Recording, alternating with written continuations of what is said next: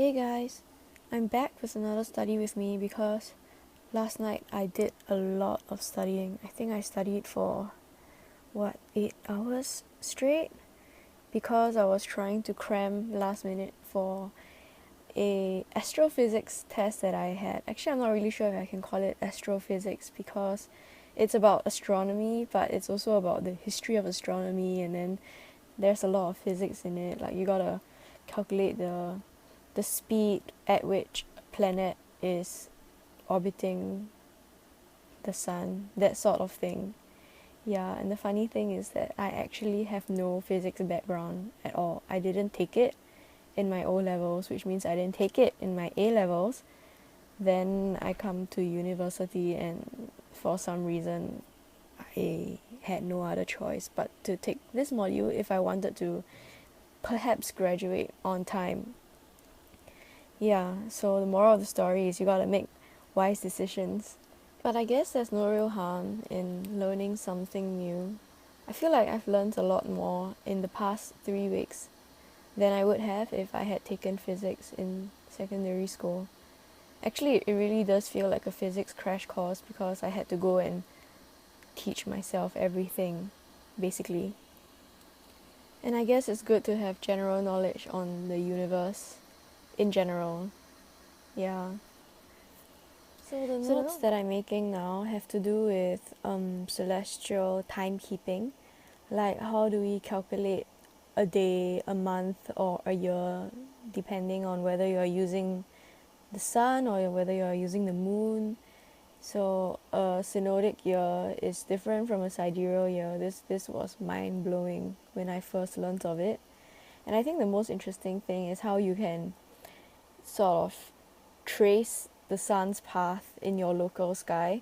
So in Singapore, because we are right at the equator, maybe just off by a few degrees, the sun really does rise from the east and then it sets in the west. So it goes up and it goes down in a very nice semicircle. But then if you live in other parts of the world, sometimes the sun doesn't even really go up. It just goes up for a bit and then it goes back down. I can't imagine what that's like.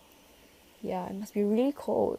Or maybe a cool fact is how twice a year the sun reaches the zenith in the local sky. So that's when the sun literally goes as high as it possibly can in the sky.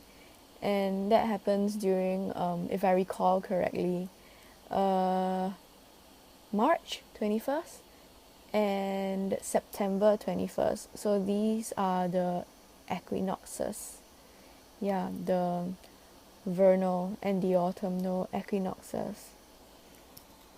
The days are also longest during then, which makes sense because March and September really are really very hot in Singapore.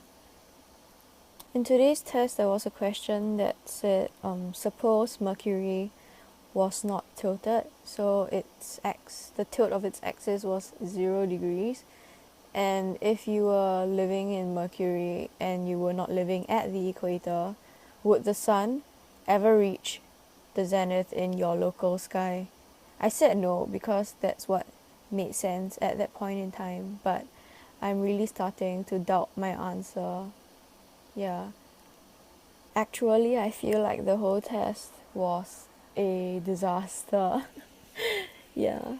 There was this question that required a calculator, and I just held my calculator in my hands, wondering which value I should put in first. And in the end, I just guessed the answer because time was running out.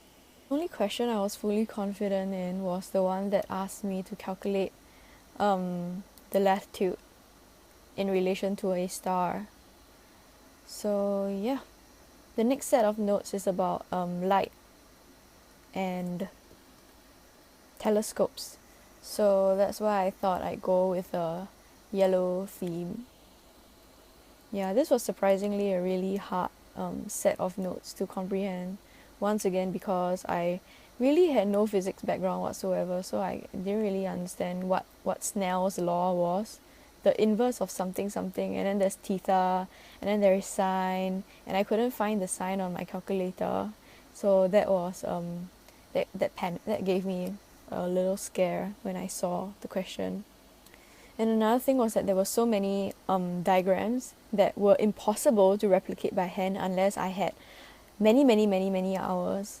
So I just printed them and then I cut them out and I stuck them onto my notes, which is okay. It saved me a lot of time. I hope I won't have to do this for the next half of the term though, because it's really tedious. It's like less tedious but still really tedious. If it's just planets, I would rather just maybe draw them out or paint them out.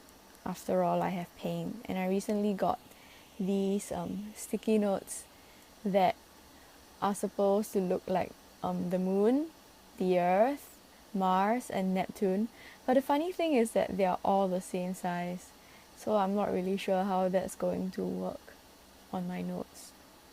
Here I'm drawing an eye though, and that's not very hard because I took bio in secondary school, so I still remember quite a lot of what I learned back then. I think it's because I spent a lot of time mugging, so drawing like anatomical diagrams are not a problem. It's the everything else that's hard for me.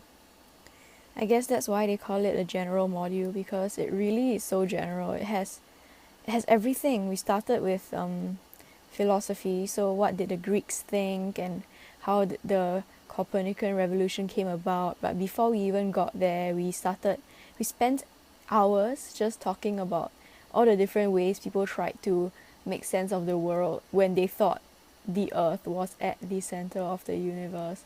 There were so many wacky diagrams, like they were just really wacky. It's just circles in circles with circles.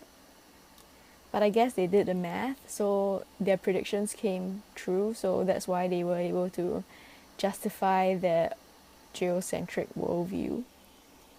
And it turns out that Nicholas Copernicus didn't even invent the telescope. It was something of a toy invented by another person, and then he decided to make a better telescope to really observe the heavens, and then that's when the telescope became a scientific tool. Telescopes are cool, but I wouldn't really want to use them. I had to use a really big one when my friend invited me to a stargazing session in science. So we met in the school at night, and it was so scary because it was deserted and it was dark and the building is old. I honestly thought it was haunted. I was very young and impressionable back then. And then we just sat in the little stargazing box waiting for the prof to finish calibrating his machine so we could look at I think it was Saturn. And that was alright. It was quite fun, but it's not something that I would voluntarily do again. So when the prof for this module said that there will be no stargazing this semester, because the science block is currently under construction, internally I was rejoicing. I do not want to come to school at night just to tinker around with a big telescope and look for a spot in the sky.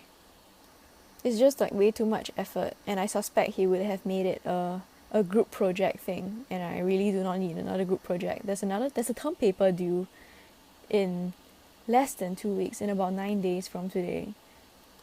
And it's about 3,000 words long. But my group mates and I haven't really decided on a topic yet, so haha, we will have to see how it goes. So we're reaching the end of this study with me video, and I just wanted to say that today I deleted my entire Tumblr account and then I made a new one with the same URL because there's 6 years worth of emotional baggage in my old one, and I just don't think it's very healthy to keep it there, you know? Like, I'm trying to live positively and look forward. So if you want, you can check out my brand new study blur at studyingamy.tumblr.com. If you click on the 3 circles, there is a link to several navigational tools, and I've written a introduction post. It hurts a little deleting everything and losing all my posts and my notes and followers, but I felt like I needed a post-exam decluttering session. And emotional clutter counts too. Maybe I'll add a short update of what my Tumblr looks like at the end of every study with me video. I don't know, we'll see. Yeah, so that's it. Bye guys.